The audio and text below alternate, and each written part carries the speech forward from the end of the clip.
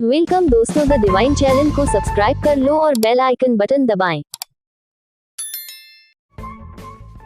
महाभारत का युद्ध जो वर्तमान हरियाणा राज्य के कुरुक्षेत्र में लड़ा गया था, मानव इतिहास में अब तक लड़े गए सबसे भयावह युद्धों में से एक माना जाता है। धर्म ग्रंथों के अनुसार यह युद्ध इतना विनाशकारी था कि केवल 18 दिनों तक चलने के बावजूद इसमें लगभग 80% भारतीय पुरुष आबादी की मृत्यु हो गई। महाभारत ग्रंथ के 1/4 से अधिक हिस्से में मात्र इस युद्ध का वर्णन किया गया है। महाभारत युद्ध के परिणाम स्वरूप पांडव संख्या में कम होने के बावजूद जीत गए और कौरव संख्या में पांडवों से कहीं अधिक होने के बाद भी हार गए। इसका कारण उनके कर्म को माना गया, नीति और अनीति की राह पर चलने को माना गया, विधि के विधान के पक्ष और विपक्ष में खड़े होने को माना गया। पांडव युद्ध जीत गए और श्री कृष्ण ने पांडवों में सबसे बड़े भाई युधिष्ठिर का राजतिलक करा दिया।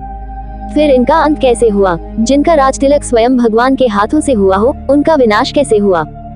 क्या हुआ जब हस्तिनापुर की राजगद्दी पांडवों के हाथों में आ गई? पांडवों ने हस्तिनापुर पर कब तक शासन किया? वे आखिर कैसे मर गए या वास्तव में उनकी हत्या कर दी गई?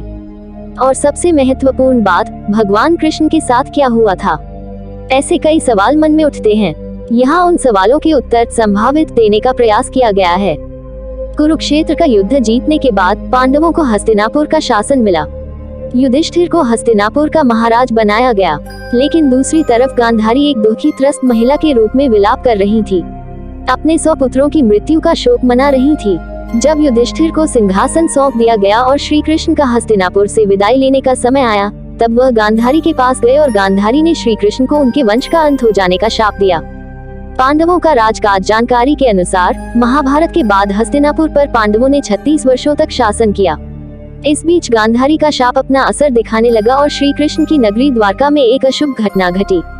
वहां एक उत्सव के दौरान सभी यदुवंशी आपस में ही लड़ने लगे और एक दूसरे की हत्या करने लगे।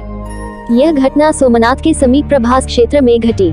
उधर प्रभास क्षेत्र में यदुवंशियों के एक दूसरे को मार डालने के बाद पहले बलराम जी अपने लोक को वापस चले गए। इसके बाद श्री कृष्ण वही प्रभास क्षेत्र में एकांतवास में रहने लगे।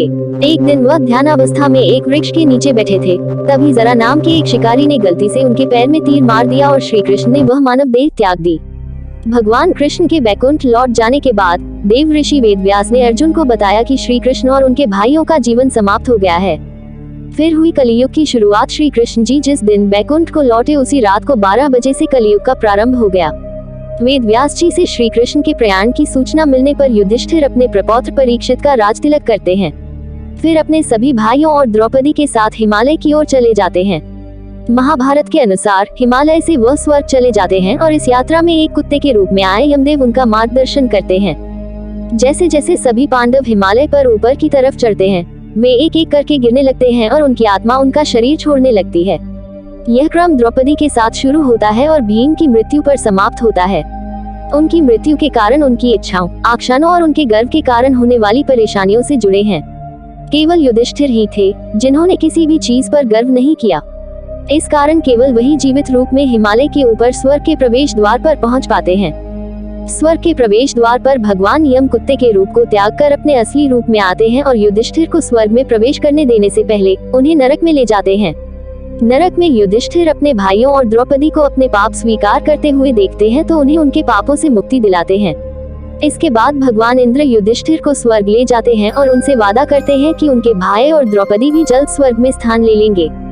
महाभारत के सबसे महत्वपूर्ण पात्र भगवान कृष्ण और पांडवों ने इस तरह नश्वर संसार को छोड़ दिया।